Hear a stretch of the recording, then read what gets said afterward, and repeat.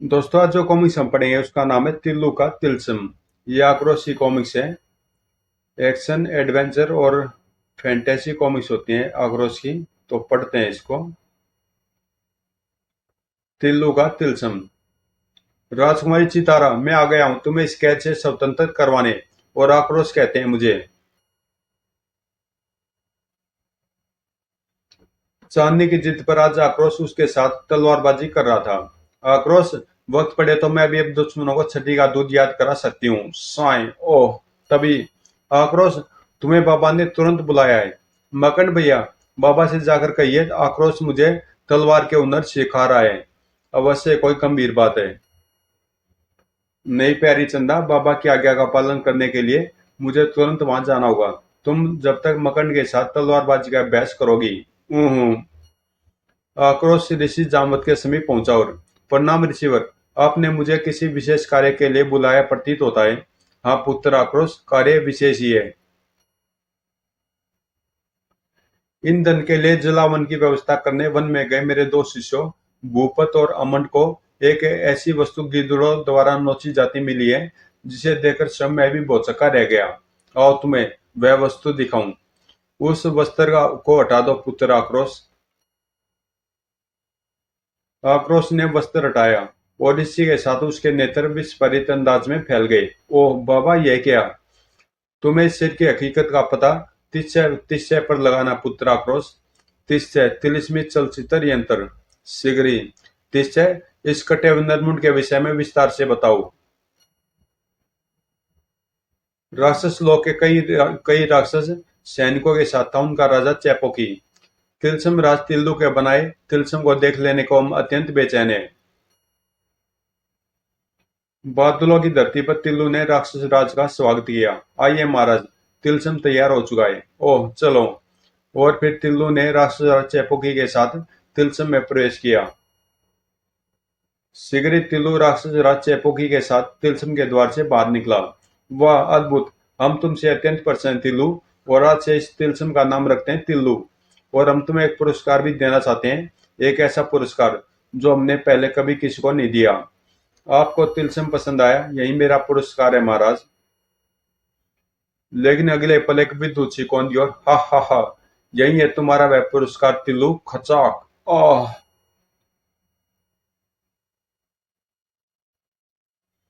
हा हा हा। अब यहाँ मैं लाकर रखूंगा प्रतिलोक की रण्य नगरी की राजकुमारी चितारा को, जिससे मुझे बेपनाह मोहब्बत हो गई है। हा हा हा। ओ तो ये कटा हुआ सिर तिल्लू का है। इसका अर्थ हुआ कि अरण्य नगरी की राजकुमारी चितारा का जीवन संकट में है। विद्युत। चल विद्युत, मुझे तुरंत अरण्य नगरी के राजमहल ले चल। संध्या पर हुई आक्रोश महल में राजा अजीत पाल के सामने उपस्थित हुआ। महाराज, मुझे आक्रोश कहते हैं। मैं तुरंत जानना चाहता हूँ कि राजकुमारी चितारा इस समय कहाँ है। राजकुमारी चितारा? अरण्य के वन्य प्राणियों के बीच ही पली बड़ी थी राजकुमारी चितारा। ओह नन्हा शावक। एक ऋषि के वरदान के फलस्वरूप अरण्य के वन्य प्राणी हिंसक नहीं रह गए थे। गजराज, अपनी सूंड से वे पके फल तोड़कर मुझे दो। और उस घड़ी राक्षस चैपोकी की निगाहें उस पर पड़ गई। ये तो बला की सुंदर है। चल तुझे साथ ले जाएगा चैपोकी। हा हा हा। आह। राक्षस चैपोकी। गजराज ने राजकुमारी चितारा की रक्षा का एक प्रयास किया। ओह छोड़ दे दुष्ट, क्यों अपनी मृत्यु को दावत दे रहा है? क्यों? चैपोकी ने खड़क फेंककर गजराज की सूंडी शहीद कर दी। आह नहीं गजराज। खचाक। हा हा हा। राजा जीतपाल को पता चला तो दुख से उनकी छाती फट गई। नहीं। आह। क्या? हम उस शैतान को जीवित न छोड़ेंगे। विशाल उड़न यान पर सवार और सेनापति पकोड़ दवच के नेतृत्व में सेना राक्षस लोक को उड़ चली। राजकुमार चितारा को वापस पाकर ही लौटूंगा। अरण्य नगरी के सैनिकों में और राक्षस लोक के सैनिकों में युद्ध छिड़ गया। शक्ति मध्य में चोर, तुम राक्षसों को काट काट कर फेंकेंगी हमारी तलवारें। उड़न यान से हुए तिलिस्मी वारों ने राक्षस सेना के पांव उखाड़ दिए। वो उस यान से तिलिस्मी प्रहार किए जा रहे हैं जिसकी काट हमारे पास मौजूद नहीं है। आह ए। राक्षसों की सेना में भगदड़ मचने लगी। ओह सर कड़ाक ई। सेनापति पकोड़ ध्वज अपने सैनिकों का मनोबल बढ़ाए हुए था। हा हा हा। इस यान को ब्रह्मा का वरदान प्राप्त है। इस पर सवार होकर युद्ध भूमि में उतरने वाला हमेशा विजयी होता है। क्या? ओ, इस प्रकार तो मेरी सारी सैन्य शक्ति तबाह हो जाएगी। चैपोकी का संदेश आ पहुंचा और सेनापति पकड़ ध्वज, युद्ध समाप्त कर और अपनी सेना लेकर लौट जा, अन्यथा राजकुमारी चितारा जीवित न बचेगी। क्या? आक्रोश ने सब कुछ सुना। और इसका अर्थ हुआ कि मेरे यहाँ पहुंचने में विलंब हो गया। महाराज आप व्यतीत न हो, मैं जानता हूँ कि राजकुमार चितारा कहाँ है। क्या? ओह, कहाँ है मेरी बेटी? यह मैं आपको नहीं बताऊंगा, किंतु राजकुमार चितारा को मैं शीघ्र ही सुरक्षित आपको ले सकूंगा। यह मेरा आपको आपसे वायदा है। मुझे तुम्हारी प्रतीक्षा रहेगी। आक्रोश। चल विद्युत हिन हिन। बादलों की धरती पर उतरा विद्युत। और यहीं से आगे कहीं तिलस्म है, जिसका नामकरण दगाबाज चैपोकी ने तिल्लू के नाम पर ही किया है। दूर से देखने पर ये बादल बादलों का ही भ्रम पैदा करते हैं, किंतु ये ठोस भूमि का रूप है। तिलस्म का प्रवेश द्वार तो शानदार है। तिलस्म के द्वार की ओर कदम बढ़ाता वह एकाकी चौक पड़ा। यह तिलस्म का द्वार है, जिसमें बिना इजाजत प्रवेश वर्जित है। हफ। यहाँ से नीचे धरती से टकराकर तेरे कई टुकड़े हो जाएंगे। हा हा हा। ओ, शीघ्र ही कुछ करना होगा। अपनी दोनों बाजुओं को एक तीव्र झटका देकर उसने उन दोनों राक्षसों का संतुलन भी खराब कर दिया। या। अनियंत्रित यान भीषण स्वरों के साथ एक दूसरे से टकरा गए। कड़कड़ दड़ाम। ओह ई। चैन की सांस लेकर आक्रोश इस बार निर्विरोध तिलस्म द्वार में प्रवेश कर गया। ऐसे ऐसे भी न जाने कितनी बाधाएं मेरी राह में आएंगी। मुझे प्रत्येक पल सावधान रहना होगा।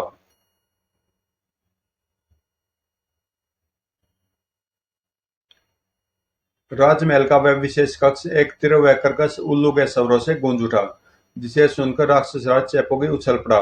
वू वू। तिलस्म। तिल्लू के प्रवेश द्वार पर किसी के कदम पड़े हैं। कौन जा पहुंचा तिल्लू तक, और किसने दुस्साहस किया तिल्लू में प्रवेश का? कौन है ये? इसे तिल्लू का पता कैसे लगा? ये वसी राजकुमार चितारे की खोज में यहाँ तक आ पहुंचा है, पर तिल्लू से बचकर न निकल पाएगा। मूर्ख। हा हा हा मूर्ख। कैसी विचित्र जगह है, किंतु अभी तक इसमें तिलस्म वाली कोई बात देखने को नहीं मिली। वही है कि यह चकाचौंध कैसी? अगले पल आक्रोश की तलवार उसके हाथों में आ गई। लगता है तिलस्म वाली बात आनी आरंभ हो गई तिल्लू के तिलस्म में। हिस। हमें देखकर दुश्मन सकते में आ जाता है। हिस। हम है सकते।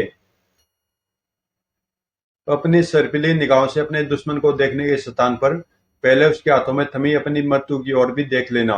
हिस। हिस। दोनों सकते आगे बढ़े। आक्रोश ने तलवार घुमाई। तड़ाक। हम सत्तों पर किसी शस्त्र का कोई असर नहीं होता, और न ही हम किसी को डसते हैं। आक्रोश को एक सत्ते का तीव्र झटका सहना पड़ा। हम केवल शिकार को तिलस्म के शिकारियों को परोसते हैं। ओह। किसी गहरे गड्ढे में धकेल दिया गया हूं मैं। नीचे तिलस्म का कौन सा शिकारी मुझे परोसे जाने की प्रतीक्षा कर रहा होगा? ओ धप। सड़क सड़क।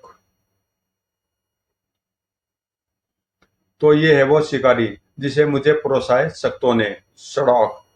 पर मैं शायद कुछ अनुचित किया गया। शक्तों ने आक्रोश की तलवार को परोसी है इसी गर्दन। खचाक खचाक।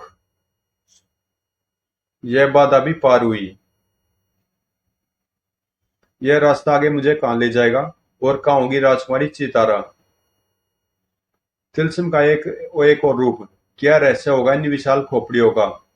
यहाँ से आगे बढ़ने का कोई और रास्ता दिखाई नहीं पड़ रहा। जरूर इन्हीं खोपड़ियों में से कोई एक रात जाती होगी राजकुमारी चितारा तक।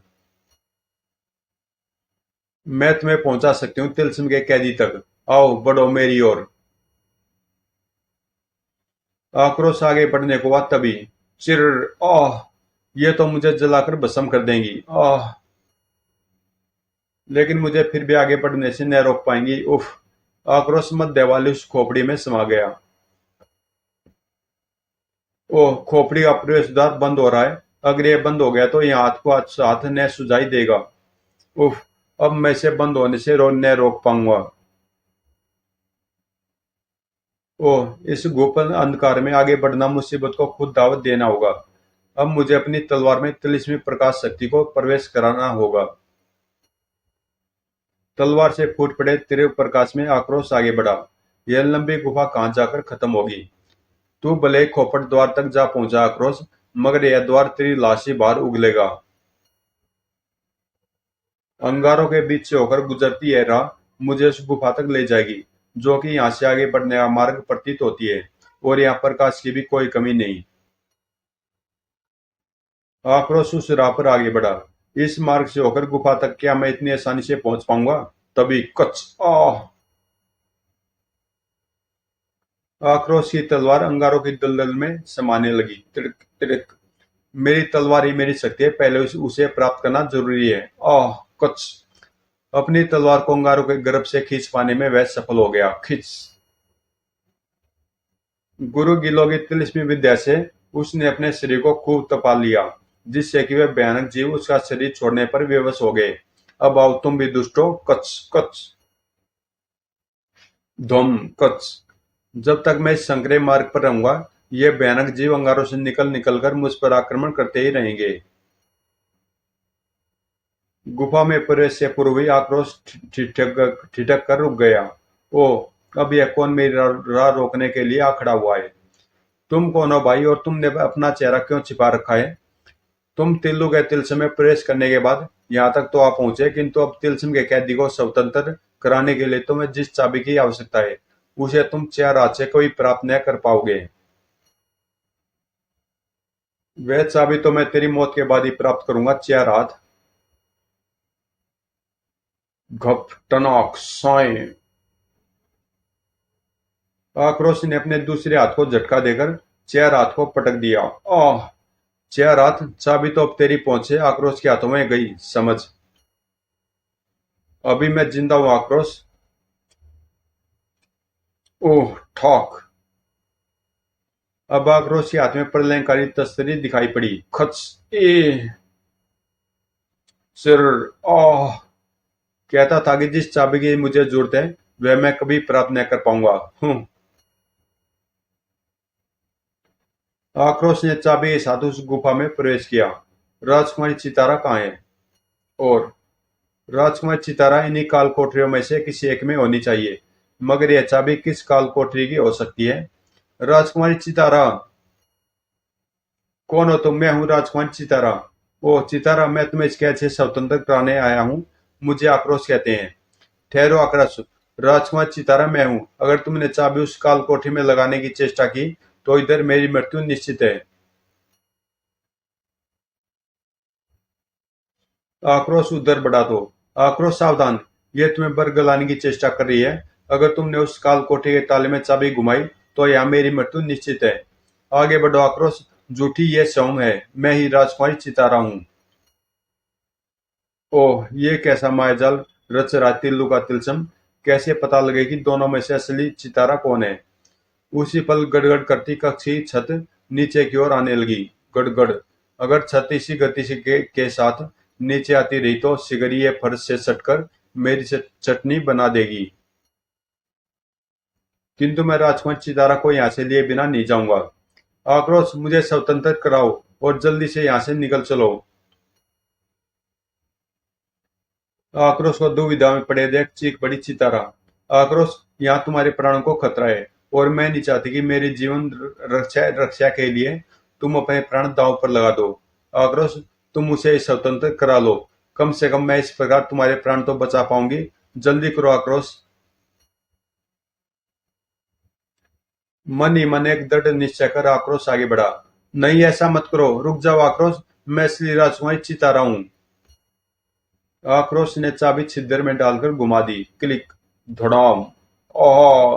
आई। आओ राजकुमारी चितारा, जल्दी करो। ओह आक्रोश, तुमने बिल्कुल उचित निर्णय लिया। धड़ाम। शुक्र है मैं तुम्हें सही सलामत कैद से निकाल लाया। पीछे उसी क्षण छत फरस से आ लगी थी।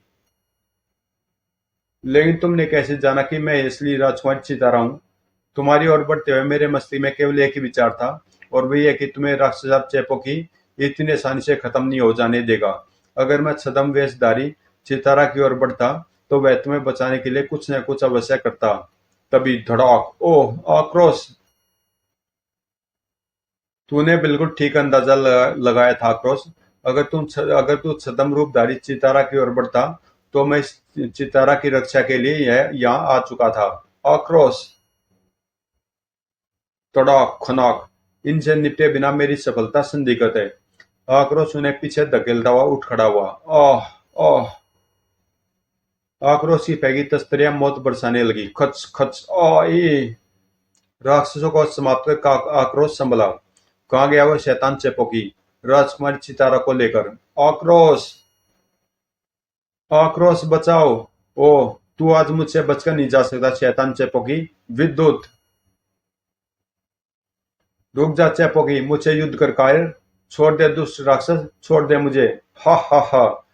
आगे बढ़ते आक्रोश पर चेपोकी ने अपनी गदा का प्रहार किया। कड़ाक।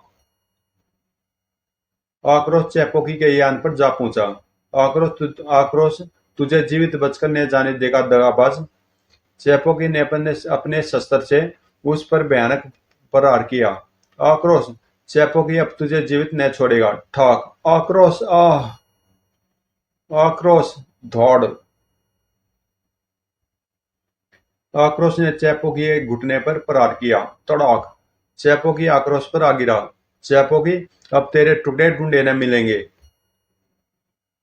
आक्रोश ने अपने शरीर को एक हल्की सी हरकत दी और आह। आक्रोश। आह। घबराओ नहीं चितारा, तुम कहीं नहीं गिर रही। ओह। चितारा को राजा अजीत पाल को सौंपते हुए आक्रोश प्रसन्न था। आक्रोश, तुम अपने वादे पर खरे उतरे। आक्रोश अपने प्राण न्यौछावर करके भी वायदा खिलाफी नहीं करता महाराज। चल विद्युत, मैं तुम्हें कभी न भुला पाऊंगी आक्रोश। समाप्त। तो दोस्तों ये कॉमिक्स यहीं पे समाप्त होती है, और मिलते हैं किसी अगली कॉमिक्स में।